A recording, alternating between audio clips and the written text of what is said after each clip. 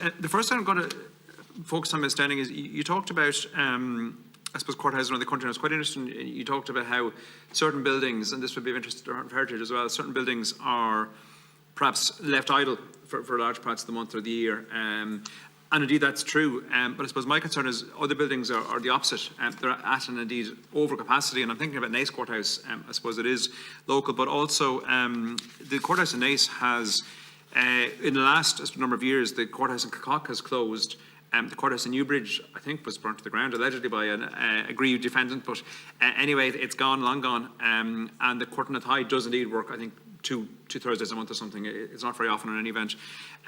But that courthouse serves a population of most of County Kildare and West Wicklow. And the latest statistics would say it served in the 2019 year 17,000 cases, and that doesn't count introductory motions, etc., which makes it the fourth busiest district in the country, only after Limerick, Cork and Dublin. And of course, Limerick, Cork and Dublin all have more than one judge for a start. And I think they have much more, certainly I'm given to understand, wider choice of venues and a number of different courthouses. So put simply, the district is under severe pressure with the volume coming through a single judge and a single courthouse, effectively bar Athy, which is used twice a month.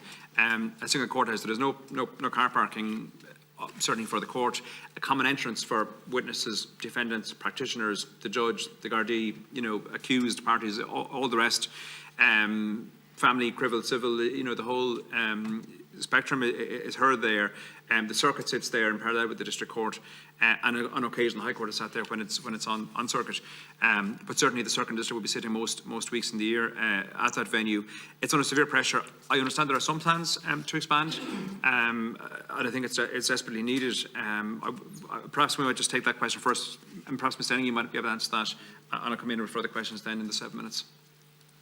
Yeah, Naas Courthouse, I think, was built around 1807. It's got 4 courtrooms. 2 of them are technology courts. The court sits there 14 days of the month. It has 2 cells and significant population growth in North Kildare. So our plans certainly are to provide a new or refurbished courthouse in Naas. We know funding. It's included in our plans for the National Development Plan, but no specific funding for Naas has been provided for the project yet.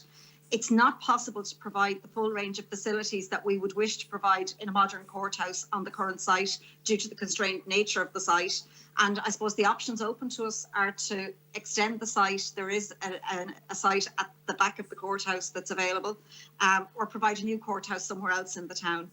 We've consulted with Kildare County Council, the Director of Services Planning and Strategic Development there, and their preference would be, as would ours, to keep the courthouse in the town centre location.